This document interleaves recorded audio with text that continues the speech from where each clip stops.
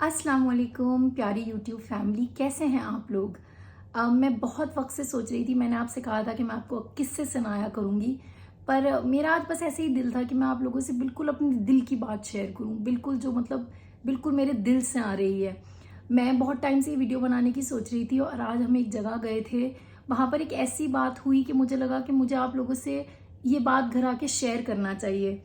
तो हम आज अपनी एक मामी के यहाँ गए थे।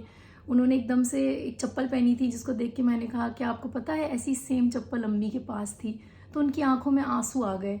उन्होंने कहा कि जब मैंने सुना था हमारी अम्मी के बारे में तो मतलब मैं इतनी रोने सी हो गई थी। हालांकि मैं मतलब ऐसा नहीं कि मेरा उनसे कोई ब्लड रिलेशन था या मैं उन्हें बहुत वक्त से जानती थी, बस सोच के एक धक्का लगा।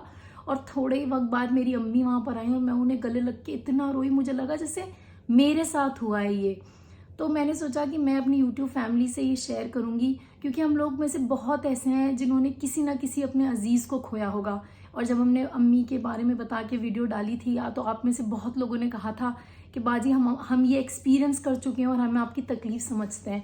और जिन्होंने नहीं भी एक्सपीरियंस किया है वो अम्मी को इतना हमारी यूट्यूब वीडियोज़ में देखते थे कि एक उनको मतलब प्यार करने लगे थे जैसे हम लोग मुझे करते थे।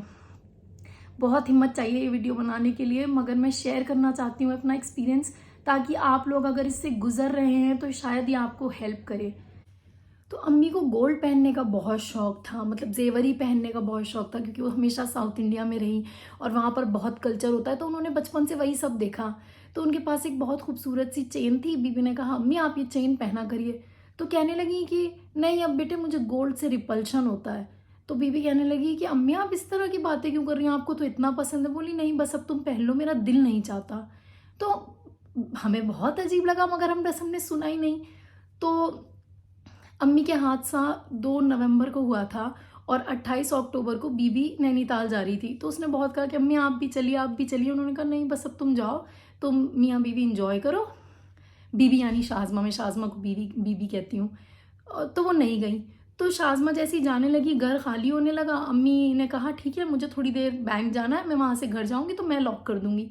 तो शाज़मा कुछ भूल गई, वो लेने ऊपर आई। उसने अम्मी से कहा कि अम्मी आप गई नहीं। तो उन्होंने कहा नहीं बस मैं ये देख के सोच रही थी कि जिसका घर होता है वो चला जाता है तो घर कितना खौफनाक लगने लगता है। और आप यकीन करें मैं जिस दिन अम्मी के घर घुसी हूँ उस हादसे वाले दिन अम्मी का घर खौफनाक लगने लगा था, जैसे बिल्कुल खाली। तो ऐसे बहुत सारे साइंस थे वो जो हमें दे रही थी, मगर हमने सोचा ही नहीं था कि हमारी अम्मी जो कि बिल्कुल ठीक है वो इस तरह जाएंगी, ऐसे हादसे में जाएंगी। और जिस दिन ये हादसा हुआ शाज़मा के हस्बैंड ने उनके उन बेटे का अर्श का नेल काट दिया, उसमें से बहुत ब्लड आने लगा, बहुत ब्लड आने लगा। तो शाज़मा फूट फूट के रोने लगी। तो पापा ने कहा कि तुम इस तरह से क्यों रो रही हो। पापा उस वक्त रामपुर थे, तो वो भी उन लोगों के पास नैनीताल आ गए थे, अम्मी नहीं आई थी। तो पापा कहने लगे तुम इस तरह से क्यों रो रही हो, इतना फूट फूट के रोने वाली क्या बात है। तो शाज़मा ने कहा कि उसे समझ ही नहीं आया कि वो क्यों रो रही है। हालांकि अल्लाह ने इशारा दे दिया था, क्योंकि उस वक्त वो हादसा हो चुका था। मैं सहारनपुर में थी, मुझे एक नंबर से back to back back to back back to back unknown number से कॉल आ रहा था। तो मैं कोई काम कर रही थी, तो मेरी सास ने कहा बेटे इतनी बार किसी अननोन नंबर से कॉल आता है तो उठा लेते हैं। मैंने जैसे ही उठाया उन्होंने कहा कि आप किसी सीमा खान को जानती हैं। किसी ने कुछ भी नहीं कहा, बस एक ये लाइन बोली और मैं ये लाइन सुन के इतना रोई और मैं खड़े खड़े ज़मीन पे बैठ गई। मेरे मियाँ जल्दी से आए, उन्होंने फ़ोन पे बात करी और वो उसी पुलिस वाले का नंबर था जिसने अम्मी को सबसे पहले स्पॉट पे देखा था। तो जब ऐसा कुछ होता है, कभी आपका कोई अपना बीमार होता है या आप कहीं ना कहीं, मुझे लगता है आप दिल तो आपका कभी नहीं मानता, मगर आप मेंटली प्रिपेयर्ड हो जाते हैं। आपको पता होता है हाँ हाँ चलो इन्हें कैंसर है या ये इतने 3 महीने से हॉस्पिटलाइज है, शायद ये नहीं रहेंगे। बट हम बिल्कुल प्रिपेयर्ड नहीं थे। हमारी अम्मी अल्हम्दुलिल्लाह सेहतमंद थी, यंग थी। किसी ने उन्हें एक दिन कॉम्प्लीमेंट दिया कि सीमा आजी आप तो कहीं से भी नहीं लगती कि आप की इतनी बड़ी बेटियां। तो उन्होंने कहा you know I am going to be 60 next year. और मतलब वो लगती नहीं थी कि वो 60 हो जाएंगी, माशाल्लाह इतनी हसीन।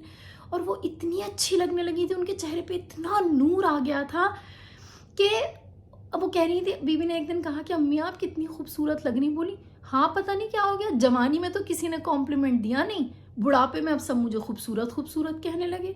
तो ऐसे बहुत सारे इंस्टेंसेस होते हैं। अगर आपने किसी को खोया है तो आप शुरू में डिनाइल में रहेंगे, मतलब आपको लगेगा कि नहीं ये नहीं हो सकता। जब ये हुआ और अम्मी का फोटो जैसे आईफोन में मेमोरीज में आता रहता है, तो मैं जल्दी से फोन हटा देती थी कि नहीं मैं नहीं देखूंगी।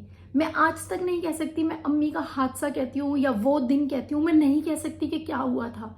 अब हम अपना काम करते रहते हैं, हमारे छोटे छोटे बच्चे, हम अपनी जिंदगी में बिजी हैं, मगर पीछे दिमाग में एक फिल्म चलती रहती है, नॉन स्टॉप एक फिल्म चलती रहती है। मतलब उसमें अम्मी दिखती रहती हैं, अभी अम्मी इस सूट में, अभी अम्मी इस सूट में, अभी अम्मी बचपन में, अभी इसमें, अम्मी बस दिखती रहती हैं। तो पहला स्टेज इतना डिनाइल का होता है कि आपको यकीन ही नहीं होता कि हमारी अम्मी, मतलब हमारी अम्मी नहीं हो सकती। फिर ग्रेजुअली 2-3, क्योंकि कुदरती निज़ाम है ये कि मतलब मौत तो बरहक है, सबको जाना है, कुदरती निज़ाम है कि आप प्रिपेयर होने लगते हैं मेंटली। फिर आप एक्सेप्टेंस का स्टेज आता है, फिर आप एक्सेप्ट करते हैं कि हाँ ये हो गया है। तो हमें भी मतलब अब कोई कहता है तो मतलब हमें पता है कि हाँ ये हो गया है, हम याद करते रहते हैं, तो वो एक्सेप्टेंस वाला स्टेज आ जाता है। आप डिनाइल से फिर एक्सेप्टेंस की तरफ आते हैं। फिर तीसरा स्टेज होता है सब्र का, जब आपको फाइनली सब्र आता है और आप कहते हैं कि अब हम कुछ नहीं कर सकते अलावा उनके लिए दुआ करने के।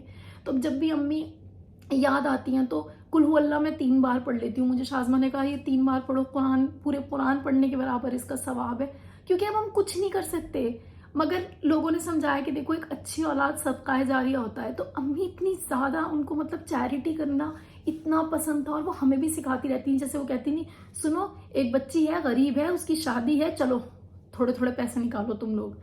और जब हम नौकरी कर रहे थे या जब हम कमाते हैं या जब भी मतलब हमारे पास जब अपना पैसा आया, तो वो कहती थी कि बेटे रामपुर में एक मस्जिद है हमारे मोहल्ले में, उसमें डेड बॉडीज को लिटाने के लिए एक बेड आता है जिसमें नीचे फ्रीजर सा होता है, ताकि डेड बॉडी को आप लंबे टाइम तक रख सकें। अगर किसी के रिश्तेदार ट्रैवल करके आ रहे हैं, बच्चे ट्रैवल करके आ रहे हैं, कि वो हमारे यहाँ नहीं है, वो गुरुद्वारे से मंगाना पड़ता है। तो मैं तुम बीबी तीनों पैसे डाल के ना वो बेड लेंगे।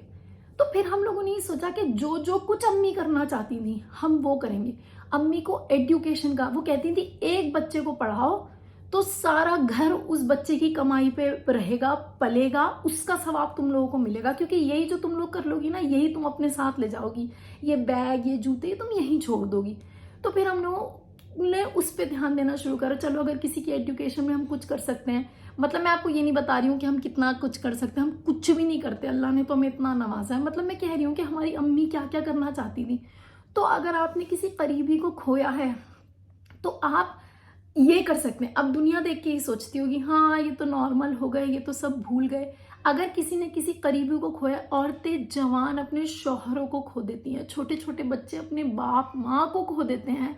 तो चलो हमारी अम्मी ने कम से कम हमें पाल दिया, पोस दिया, बड़ा कर दिया, उन्होंने दोनों बच्चे देख लिए। अब बच्चे कोई क्यूट हरकत करते हैं तो हम हमेशा सोचते हैं देख के काश अम्मी ने ये करता हुआ देख पाती।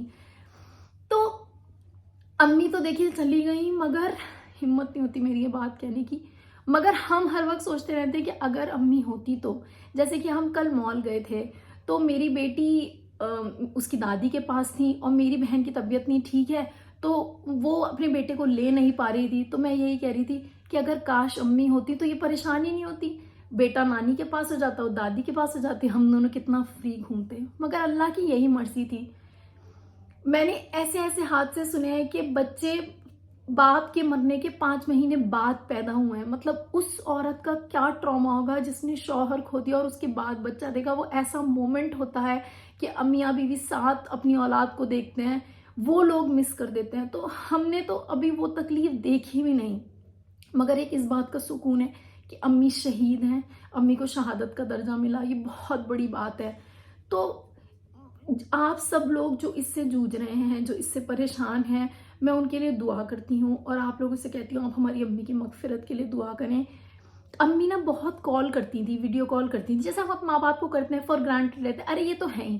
तो मैं अम्मी से कहती थी अम्मी अभी मैं कपड़े तय कर रही हूँ, मैं आपसे बाद में बात करती हूँ। अम्मी अभी मैं ये कर रही हूँ, मैं आपसे बाद में बात करती हूँ। ठीक है बेटी ठीक है। तो मैं कहती थी अम्मी आज आपने कॉल नहीं किया? तो अम्मी कहती थी बेटे मैं तो खाली हूँ, तुम लोग जब फ्री हो, तुम लोग बिजी हो, तुम लोगों की नई जिंदगी, तुम जब फ्री हो तब कॉल कर लेना। तो उस दिन भी अम्मी मुझे कॉल करती रही और मैं किसी बहुत ही बेकार से, किसी ट्रिवियल से काम में बिजी थी। मैं शायद लॉन्ड्री बास्केट खाली करके धुलने डाल रही थी कपड़े, कुछ बेकार सा काम कर रही थी और अम्मी का कॉल आया। वो बोल रही थी मगर वो रास्ते में थी तो रिसेप्शन नहीं था और उनकी आवाज़ नहीं आई, मैंने रख दिया। फिर मैंने सोचा यार अम्मी सोचेंगी कि मैं रास्ते में हूँ, मुझे पूछा भी किसी ने नहीं। तो मैंने उनको ग्रुप पे, हमारा मेरा उनका और शाज़मा का एक ग्रुप था, उसमें मैंने लिखा अम्मी हैव यू रीच्ड, तो उनका मैसेज आया नो बाय 1, और ये कुछ 12:30 बजे की बात है। तो वो 20-25 मिनट में हादसा हो गया और मैं अम्मी की लास्ट टाइम आवाज़ भी नहीं सुन पाई कि मैं सुन लेती उनकी आवाज़। तो जब आप अपने माँ बाप को फॉर ग्रांटेड लें या आप नहीं सुने, मैं नहीं कह रही हूँ कि मैं बहुत अच्छी औलाद थी, मेरी बहन बहुत अच्छी औलाद थी, बट हमने मिस कर दिया वो मोमेंट। ठीक है, माँ बाप हैं, फॉर ग्रांटेड है, आप बिजी हो अपनी ज़िंदगी में, मगर जब वो नहीं होते ना, वो एहसास बस किसी को भी ना हो। अम्मी के जिस दिन हादसा हुआ, वो सारी बिल्डिंग उनसे मोहब्बत करती थी, सारी बिल्डिंग की लेडीज़ उनसे इतनी मोहब्बत करती थी। तो उनमें से एक लेडी ने दिखाया कि 17 साल हो गए मेरी अम्मी को जाए हुए और आज तक मेरे फ़ोन के वॉलपेपर पे वही है। मेरी तो भी इतनी हिम्मत नहीं है कि मैं अम्मी को फ़ोन के वॉलपेपर पे लगा के देखती रहूं, मगर तो आप लोगों से यही दरख्वास्त है, मेरी प्यारी अम्मी की लिए दुआ करिएगा। मैंने अपने ददिया ससुर को 1 साल उनके साथ स्पेंड किया और वो इतने अच्छे आदमी थे, तो आप उनके लिए भी दुआ करिएगा। मैं कभी कभी अपने मियाँ से कहती हूँ अगर मेरे ददिया ससुर को मेरी शादी के 1 ही साल बाद जाना था तो वो मुझसे मिले ही क्यों, मैं उनसे मिली ही क्यों? क्योंकि अब मेरे दिमाग में उनकी इतनी यादें हैं। वो मुझसे आके पूछते थे चिकन टिक्का खाओगी? मैं कहती थी जी अब्बू खा लूँगी। मंगाऊँ 2 प्लेट? फिर ला के मुझे देते थे और कहते थे कि तुम खा लो और तुम्हारा जब दिल भर जाए तो बचे हुए अज्जू को दे देना, मतलब मेरे मियाँ को दे देना। जब उन्हें पता चला था मेरी बेटी होने वाली है तो वो आए और आके मेरे कमरे में रोए और मेरे सर पे हाथ रखा। वो भी, उनको भी मैं इतना याद करती हूँ, उनकी भी मग़फ़िरत की आप दुआ करिएगा। और अगर आपने किसी अजीज़ को खोया है तो आपको बहुत सब्र आए, इसकी मैं दुआ करती हूँ। अच्छा, मेरी बातें सुन के आप लोग डिप्रेस मत होइएगा, उदास मत होइएगा, ज़िंदगी चलती रहती है। हम भी, आप बस हमारे लिए दुआ करिए। अल्लाह ने हमारे साथ इतना किया कि हमारे बच्चे छोटे हैं तो हमारा उनसे थोड़ा दिल बहल जाता है, उनमें बिज़ी रहते हैं। और अपना ख्याल रखिएगा और अपनी बाजीज़ को प्यार करते रहिएगा।